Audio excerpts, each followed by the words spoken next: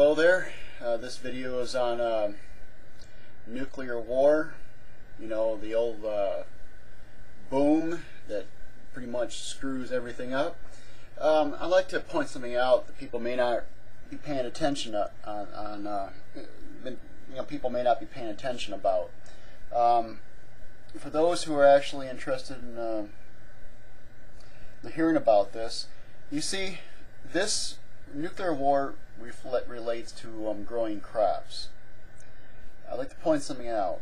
If a lot of nukes go off, as far as I know, the sky gets dark. I think there's a thing called a nuclear winter, where the sun doesn't get through, or at least the light gets a lot less that gets through. And this could last for years.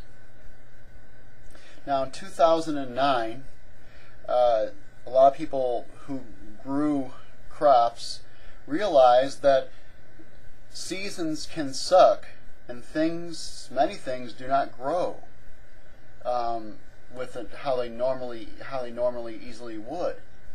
I grew some things, I grew some things, was successful with some things personally, but some things did not produce anything because there wasn't enough sunlight, it seemed, and it was colder.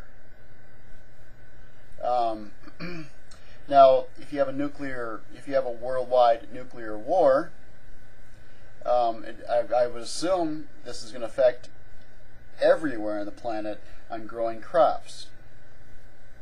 So, I guess what I'm getting to is, if you have seeds, good. Okay, if you got seeds, you plan on growing things. If there's a food shortage or whatever, major catastrophe somehow, good, you have seeds. But if the sun doesn't get through, your crops are going to suck, unless you got something that can grow in practically terrible conditions, very terrible conditions. Probably the best option, I suppose, would be to have an underground bunker or something like that, where you have a bunch of dried food or whatever that is good for 10 years, already stored. That you'll have enough food for 10 years, and stuff like that. I'm thinking 15. Now, most of us are not going to do this. Now, let's say it was become a worldwide nuclear war, and the weather was just horrible for years. You can damn well, and if there's still people around, you can damn well expect cannibalism.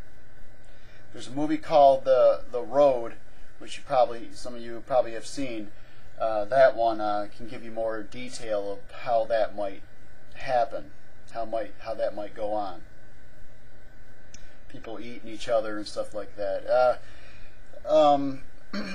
Now, as a suggestion for you, is for those who actually still want to use their seeds and there isn't much sunlight and it's cold all the time, if you're smart or whatever, or you have the ability or whatever, if you can produce electricity, okay, if you know how to produce electricity, and you've got heaters, a way to keep things consistently warm, maybe a furnace that runs off of coal or something, I don't know, and if you've got light bulbs that last for years, which you have a lot of them or something that can grow, the light that the light bulb emits is similar to the sunlight, you could actually grow your own food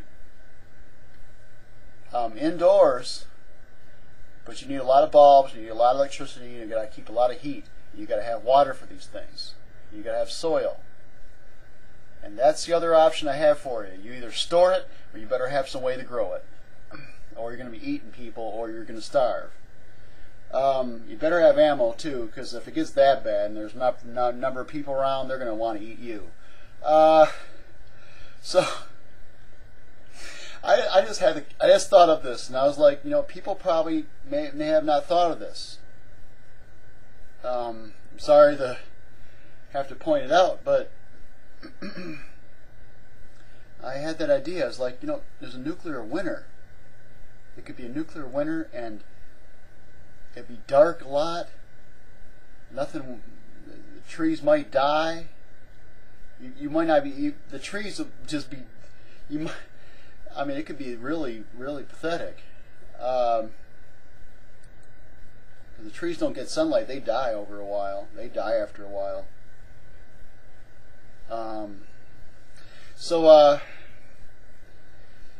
But you can always burn them for warmth, okay? And but since humans need to eat, you know. Anyway, that's my story. I thought I want to point it out to you. Have a good one.